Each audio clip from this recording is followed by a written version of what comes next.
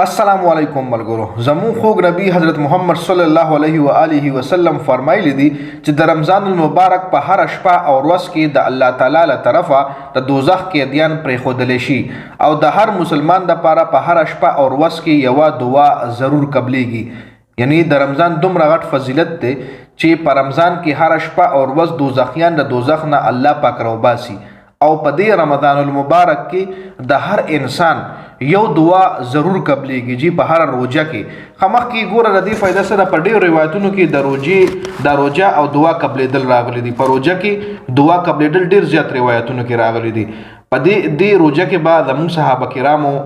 د بخشش دعاګانې کولې او مونږ خلک چې کوم یو نو مونږ ګوره بعضې روایتونو کې راځي چې د روژې ماتي په وخت کې دعا قبلیږي، خو مونږ خلک په خوراک داسې ورپروزو چې دعا غوښتلو وخت راته چرته وي، بلکې د روژې ماتي دعا رانه هم اکثر هېروي. جي د روژې ماتي مشهوره دعا چې کومه ده هغه اکثر مونږ نه مطلب هغه مونږ د روژې ماتي دعا یا د روژې نیولو څه ټایم پېشمنۍ سړی وکړي نو هغه مونږ اکثر موسټلی نه وایو. نو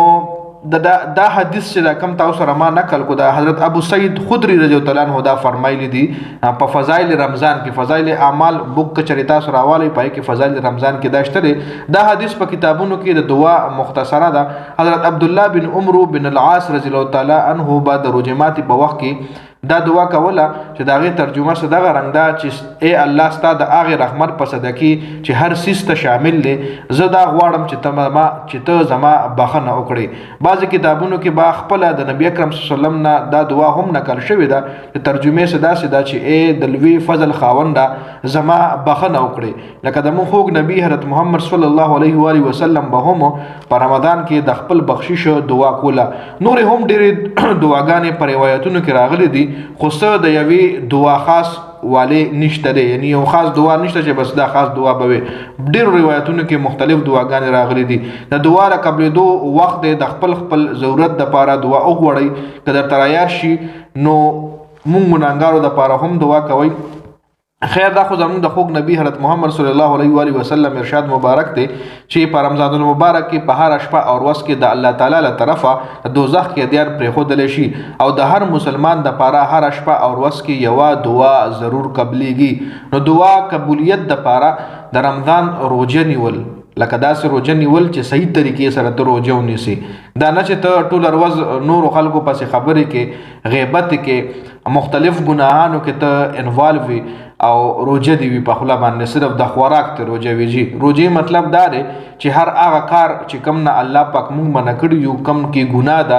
نو صرف د خولې روژې سره سره هر هغه کار نه ته پرهیز وکړي کم چې د یو مسلمان دپاره روا نه دی، یعنی کم کې چې ګناه ده کم کې چې الله تعالی مطلب سزا یې ښودې ده. نو دا بعضې خبرې مونږ له ډېرې وړې ښکاري، روژه په خوله بل پسې خبرې کول یا مونځ نه کول یا خوب کول، صرف د خولې روژه مونځ نه کول او بس مونږ وایو نه ما روژه نیولې ده او زمونږ به دعا قبلیږي. روژه صحیح طریقې سره نیول ګوره رمضان المبارک یو داسې میاشت ده چې دې کې به ته مطلب سونه دا یو موقع ده انسان سره، لکه دا موقع چې تاله ملو شو د رمضان مبارک میاشت په مونږ باندې راغله دا مونږ له یو غټه موقع ملو شوې ده چې په دې کې مونږ زیات نه زیاتې نیکیانې وکړو. دا د بخشش میاشت ده چې په دې کې مونږ خپل بخشش وغواړو، چې په دې کې مونږ له بخشش ملو شي نو زمونږ نه خوش قسمته انسان به بیا بل نه وي. نو خیر دا زمونږ د رمضان المبارک چې کومه یو سلسله روانه ده پېشمني نه پس اکثر زه داسې یو حدیث مبارک یا فضایل اعمال کې چې کومې خبرې دي تاسو سره شریک کوم د ثواب په نیت باندې تاسو مخکې ملګرو له هم رسوئ. ډېره زیاته مننه د ویډیو کتلو. والسلام.